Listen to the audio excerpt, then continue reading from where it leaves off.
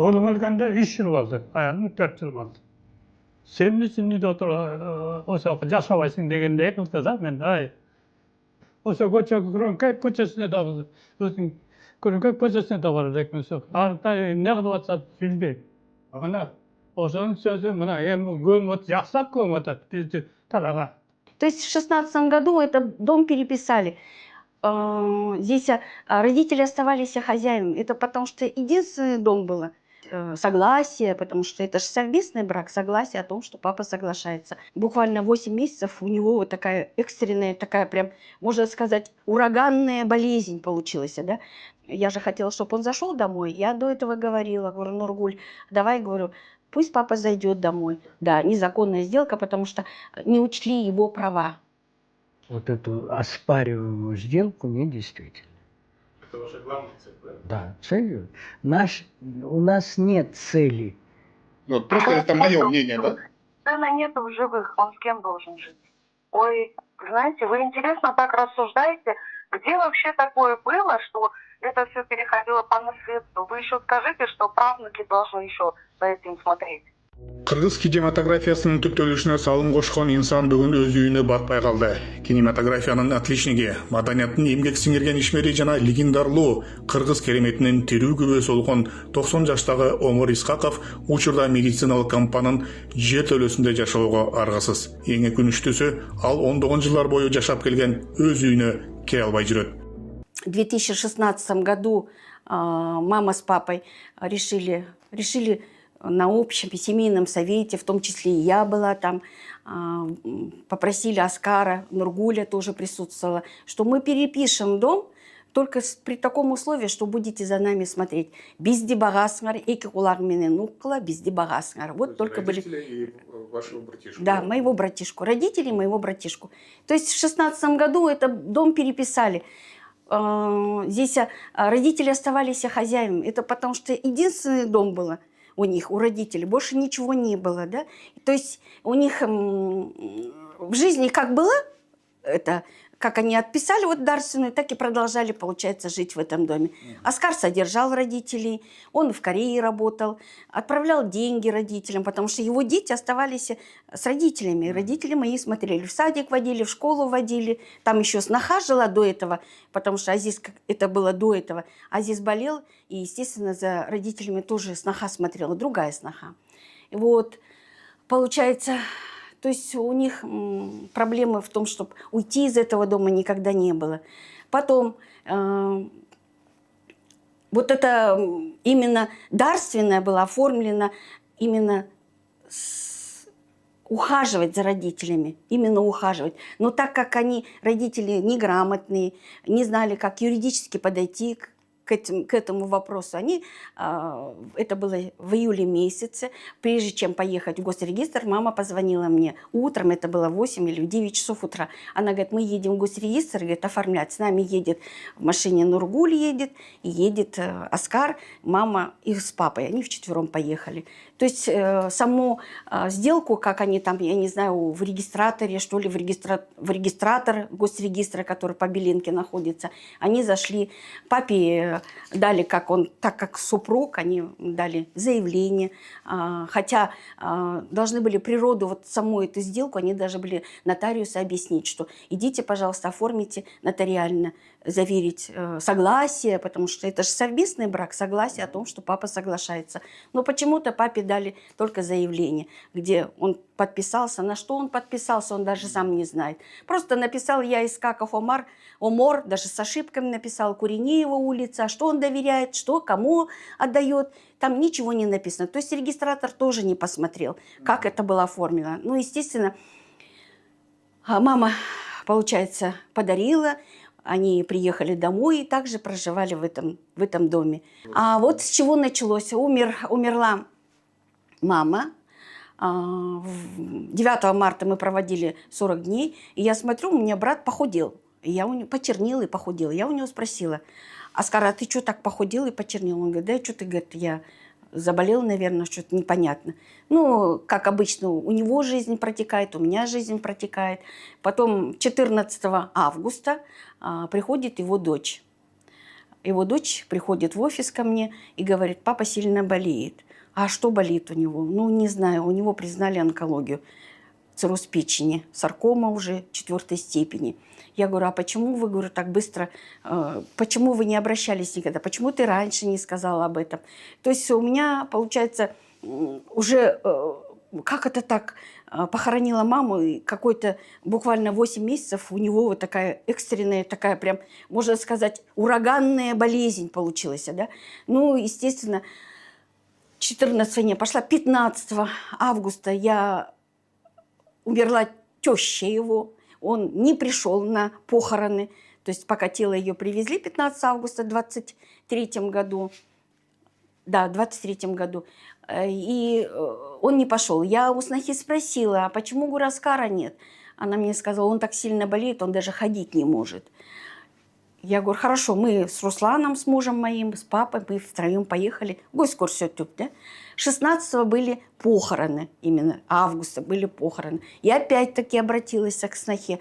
Хотя бы, почему Оскар не пришел, хотя бы топрак положить, это же его теща. А сноха говорит, ой, стала плакать, он так сильно болеет, говорит, он не может даже ходить. 17-го все равно я не выдержала, все-таки сестра, я пришла к нему. Я увидела своего брата, я не узнала. При росте 1,76 м, он был где-то вес килограмм, наверное, 40, наверное. Он худой, черный, весь с бадиком, он вообще даже не ходил, ну, передвигался еле-еле. Ну, я зашла во временку, он говорит, а что ты пришла? Я говорю, я к тебе пришла. Ну, мы обнялись и стали плакать.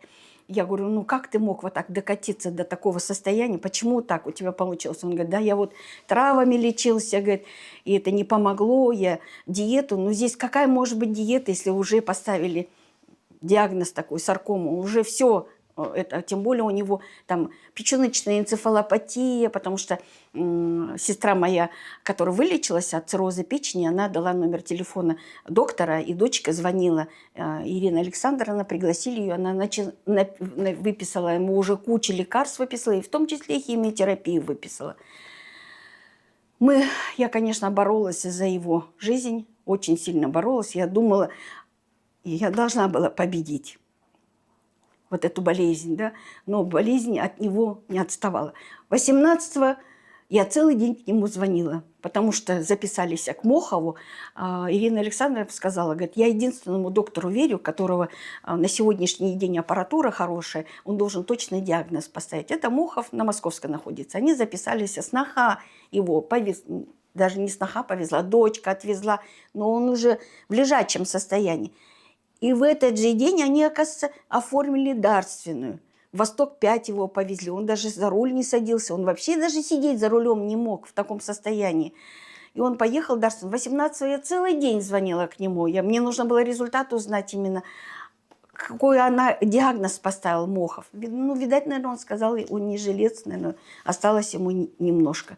С 18-го я звонила, он трубку не брал, только вечером он взял трубку. Я позвонила, Оскар, вы что так долго? Он говорит, да я так сильно болел, и мне так было тяжело. Он даже не сказал, что он дарственно оформил, понимаете? Это мы потом узнаем. Ой, через 10 июня 24 году. Оскар 16 сентября умер. 16 сентября умер. Ну, похороны, там уже ничего, уже нету его, Оскара. Получается, мы были заняты этими похоронами. До этого, когда у него теща умерла, я каждый день приходила, потому что Нургуля, сноха, бегала с маме вот это оформлять документы, погребение, вот это все. Она просила, говорит, придите, посидите. Офис у меня здесь находится, а улица Куренкева, здесь недалеко родители жили. И я у него почти до обеда все время сидела. Утром я приходила, и в обед я уже уходила на работу, потом опять вечером забегала. То есть у меня уже рабочий день было состояние брата. Вот. Потом племянник решил продать квартиру, и родителям нужно было переезжать. Я позвонила снохе, я говорю, Нургуль, папа с Азатом пусть поживут дома у вас. пусть поживут у вас дома. Я так и сказала, пусть поживут у вас дома, потому что Айдар должен решить этот вопрос, что дальше, как им быть. Она говорит, нет, они не будут жить дома. А что не будут жить дома? Ну, я так не хочу, я дома делаю ремонт. Үй бүлө бул маселени чечүү үчүн муниципалдык аймактык башкармалыкка, коңшуларга, аксакалдар сотуна жана укук коргоо органдарына кайрылган. Бирок бул аракеттерден майнап чыккан эмес. Ну, я пошла в МТУ, вот домкому пошла квартальному, я говорю, почему, говорю, папа не может въехать в дом. Тут же мы собрали совет вот этих, как, ну, Аксакал, суд Аксакалов. Я написала заявление, почему папа не может войти в свой собственный дом. И суд Аксакалов, естественно, пришли. Пришли во дворе, у нас прям участковый был, суд Аксакалов были, домком квартальное были. И они говорили, Нургуль, это же его дом же, почему ты не пускаешь? Нет, это не его дом. Но она опять-таки не говорила. Но мы ждали, пока участковый придет, вызвали потом 102. Я же хотела, чтобы он зашел домой. Я до этого говорила, говорю, Нургуль, давай, говорю, пусть папа зайдет домой, и Азат зайдет. Потом говорю, если вдруг что-то случится с отцом, говорю, то, пожалуйста, купи ему однокомнатную квартиру, да? Остальное мы не претендуем, мы ничего не просим. Я не сторона сделки, я имущественных отношений к этому дому никакой не имею. Я вышла замуж, все уже. К этому дому отношения не имею. Пусть они живут. У них, тем более, Оскар построил для них на территории времянку, построил Оскар для них, именно для Азата и для родителей. Они жили в этой времянке. То есть территория позволяет, где можно было жить. Тем более, это его дом, отца дом. Она, нет, сказала, не будет, двери закрыла, и все. И она, кажется, выставила дом на продажу. Это чисто случайно я увидела в Лалафо, что она его продает за 120 тысяч или 160 тысяч. 12 миллионов. У меня даже скрин остался, что 12 миллионов продает дом. Кийинчерээк талаш жараткан үй Омар Исхаковдун небересинин атына өткөрүлүп берилген белгилүү болгон. Ошондон кийин узакка созулган соттук териштирүүлөр башталган. Бермет Исхакованын айтымында документтерди кылда тизилдеген юристтер талаштуу бүтүмдөрдүн бири мыйзам бузуу менен түзүлгөн болушу мүмкүн деген жыйынтыкка келишкен. Бул жүйөнү 2 соттук инстанция колдогон. Бирок жогорку сот ишти кайрадан райондук сотко кароого жөнөткөн. Мы у снохи ничего не требовали. У нас был иск о притворности сделки. От притворности мы брата покойного, да? Да. Между самая первая сделка между мамой и Оскаром, да. Это 2016 года я подала от Азата иск, потому что я должна была защитить, то есть именно его права были нарушены, потому что фактически этот человек... То есть вы хотели сказать, что вот первая сделка это была незаконная, да? Да, незаконная сделка, потому что не учли его права. При этом не учли. Он инвалид, и при этом они должны были учесть его права. То есть родители не знали юридически грамотно, как подойти к этому. Хотя я маме говорила, можно на него было оформить, да, половина дома на Оскара, половина на него. То есть он был бы хозяином второй половинки. Но, получается, не учли его права. Первую инстанцию потом как прошла? Первую инстанцию мы выиграли, Первомайский суд мы выиграли, потому что есть главный свидетель, отец, который давал согласие, что за нами будете смотреть и за Азатом. То есть этот дом был именно с обременением, что именно Азат, который судом, экспертизой признан, что он не может самостоятельно за собой ухаживать, да. Вот. Вторую инстанцию мы тоже выиграли. Бишкекский городской суд мы тоже выиграли. Вторую инстанцию.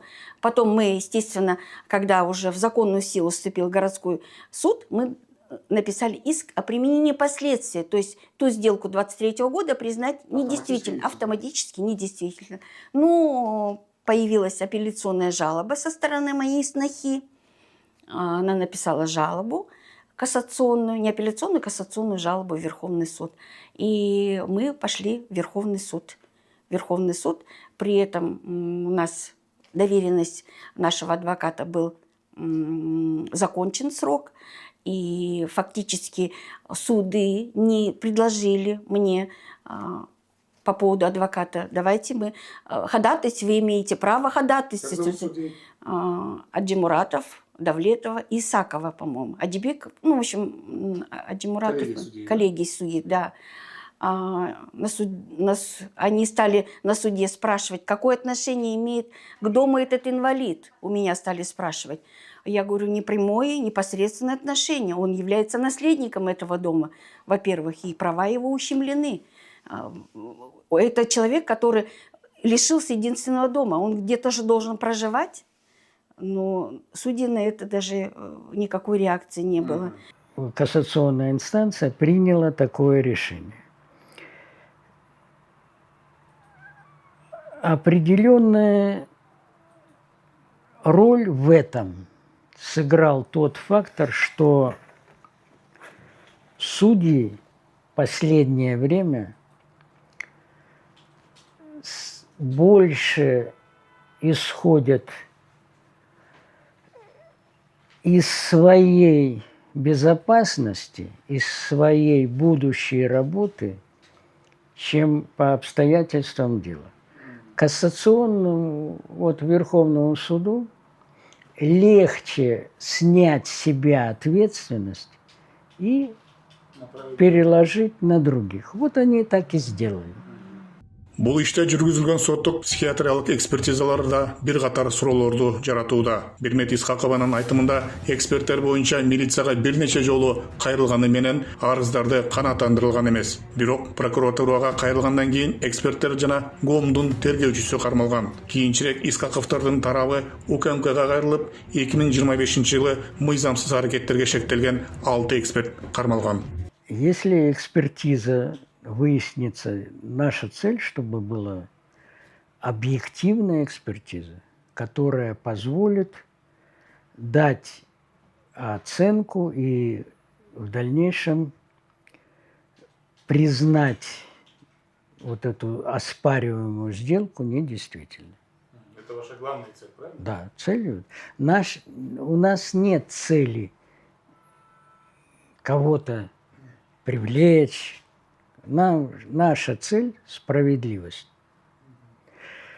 И суть может быть не в том, что вот судьи плохие или хорошие. Здесь много моментов, кодексов, которые позволяют судам по одним и тем же вопросам принимать противоположные решения. А вот вы ознакомлены с договором дарения? Что, там, насколько было законно все это, этот документ? Вы ознакомлены? Ну, наша сторона считает, что он не должен был заключаться, потому что этот человек должен быть признан недееспособным. Ал эми келин тарап өз укуктары бузулганын айтып келет. Биз бул боюнча алардын позициясын угууга аракет кылдык. Бирок Нургүл Ботпаева маек берүүдөн баш тартып, баардык суроолорду өкүлдөрүнө багыттады. Мындан сырткары анын кызыкчылыгын мурдагы судья Феликс Марлес коргоп жатканы белгилүү болду. Ал 2018 жылы кылмыш жоопкерчилигине тартылганына байланыштуу судьялык кызматынан бошотулган. Алло. Алло, Нургүл эже, саламатсызбы? Саламатчылык. Менин атым Эрмек болот, журналист, эркин журналист. Ага. Сизге бир суроолор бар эле, ошол Бермет Исхакованын иши боюнча. Сизге да мындай суроолор болду, эмне ошо иштин жүрүшү боюнча биринчи, экинчи сот инстанциясы алар утуп алышыптыр, бирок жогорку сот кайра жибериптир. Анан негизги ошол дарение боюнча кандай өттү эле, ошону бир жооп берип, сизге барып тартсак болобу? Сизден интервью алсак болобу азыр? Нет, конечно, зачем вы будете меня снимать? Нет, просто мы хотим и вашу сторону тоже услышать, ваши как бы доводы. Нет, а зачем вы будете слушать мои доводы? Это решение судебной инстанции. Нет, это судебное это отдельно. Просто мы хотим ваши доводы, вот ваше право, вот у вас же есть свои доводы, правильно? Что вот вы имеете право на этот дом, как вы приобрели этот дом. Вы можете нам вот прокомментировать? Просто мы хотим тоже взять интервью у Бермет эже и у вас тоже взять, чтобы телезрители посмотрели и сами решили, кто прав, а кто не прав. Просто это наше как бы право, мы должны и вторую сторону Нет. дать. Почему должны решать телезрители, кто прав или кто не прав? Здесь идет судебные тяжбы. Нет, решает нет, судебная это инстанция. понимаем. Мы просто материал делаем. Наше мнение, да. Мы хотим, чтобы материал был двухсторонним, более объективным. И ваше мнение тоже хотелось бы учесть. Мы можем подъехать, буквально там 5-6 минут мы интервью у вас возьмем на пару вопросов, ответите и все. Вы знаете, я, честно говоря, вы их послушали? Ну вот делайте материал по их поводу, они же там что-то Нет, доказывают. мы у них возьмем, но просто у них своя правда, у вас своя правда должна быть. И действительно ли этот дом юридически принадлежит вам? Если у вас есть какие-то документы, можете показать. Нет, я почему должна кому-то показывать эти документы, если это идет сейчас судебные тяжбы, и мы это сейчас обсуждаем? В каком контексте, я никак не могу понять. Нет. У них какая-то претензия есть, они там делают какую-то передачу. Я иду по закону, у нас сейчас идут судебные тяжбы. Вот это вы можете рассказать нам вот в интервью? По окончанию, получается, будет итог, и все. Ваш муж покойный, оказывается, сын, родной сын вашего кайната, и Да. по кыргызским традициям должны быть у сыновей же это жить. Ну, просто это мое мнение, да? Сына нету в живых, он с кем должен жить? Ну, если сына нету, но есть жена сына и внуки сына, то есть я имею в виду дети сына. Ой, знаете, вы интересно так рассуждаете, где вообще такое было, что это все переходило по наследству? Вы еще скажите, что правнуки должны еще за этим смотреть. Хорошо, него тогда есть родная дочь, хорошо, у я него тогда буду родная ждать от вас дочь. ответа. Вы посоветуйтесь со своими юристами, я буду ждать вас. Все хорошо. Соттук териштирүүлөр уланып жаткан учурда 90 жаштагы Омар Исхаков көзүнө жаш алып, өмүрүнүн эң бактылуу күндөрү өткөнүн эстейт. Өлкө маданиятына өмүрүн арнаган инсан бүгүн сыйлык же наам үчүн эмес, өз үйүнө кайтып баруу укугу үчүн күрөшүп жатканын айтат. Мына ол оны азыр өзі бет ekin ayağım өлгөндөн бери үйгө кире элекмин. 4 жыл болуп калды уже. Үйдү көрө элек. Oğlum өлгөндө 3 жыл болду. Ayağım 4 жыл болду. Мына ошо менен мына жерде отурабыз. Эми бул жанакы эме Верховный соттон сурап, ошого бир барып калдым да. Барып калсам Верховный сот отуруп сүйлөшөт, анан жанакы аялдын тилкемесин окуп атат да, каттарын окуп берип атат, бир жарым саат окуду. Анын ичинде жана кызым айткандай, Азаттын кандай акысы бар буякта деп айтып атат ошо. Сот өзү айтып атат. Анан жанында бир чал бар экен, ал сен эмне үчүн үйдө отуруп ошо жашабайсың дегендей кылды да. Мен аякта кайненеси бар, 90-дагы. Ошонун жанында мен эмес, мен анын жанында отурбайм, мен өзүмчө кызымдын эмесинде отурат деп айткан жокмун да, бирок мен кызымдын офисинде жашап атам, пока временный. Барар жери жок, каяка барасың? Үйдү бошотпосо, анан неме биз талаада калабыз. 4 жылдан бери ушул жакта жашап атасызбы? Иә. 4 жылдан бери бул офисте жашап атасызбы? 4 жылдан бери мына үйүмдү көрө элекмин. Эчеге дагы бара элекмин. Ошо көчөгө Күрөнкөй көчөсүнө дагы өзүң Күрөнкөй көчөсүнө да бара элекмин. Анда эмне кылып атат билбейм. Үйдү талкаладыбы, кайраттыбы, мен чөптү. Үйдө биринчи дарение жазып атканда сиз барып жазбадыңыз беле уулуңузга, э? Дарение. аны жазганымдын себеби аялым айтып калды, чал деди, эми могу үйдү эми кичине асканга кичине жазып коелу, зарыт этпей жазып коелу. Биз анан кийин бизди баккандай кылсын. Анан кийин келинин айтты, келин, Нургүл, тияк кулагыңмен да, буяк кулагыңмен укун. Мени дагы, атаңды да, Азатты да багасыңар. Биз өлгөндө бизди көмөсүңөр деп айтты. Мына ошонун сөзү мына эми көмөт, жакшылап көмөтөт. Бизди талага 400 жаштап коюп, өзү отуруп, анан дагы күйөөгө да тийип алыптыр, чорттон. 18-июнда райондук сот талаш жарашып жаткан береке берүү келишиминин мыйзамдуулугун кайрадан карайт. Исхаковдордун үй бүлөсү үчүн бул кезектеги сот отуруму болсо, коомчулук үчүн мыйзам улгайган адамды, маданиятын эмгек сиңирген өкүлүн жана өз өмүрүн өлкөгө кызмат кылууга арнаган инсанды коргой алабы деген суроого жооп боло турган сыноо. Уважаемый Садыр Нуркоджоевич, уважаемая Генеральная прокуратура, уважаемые органы Министерства внутренних дел, я прошу вас принять законное решение, так как на сегодняшний день два уязвимых человека, это дедушка 90 лет, мой отец, да, и инвалид недееспособный, фактически остались без единственного дома.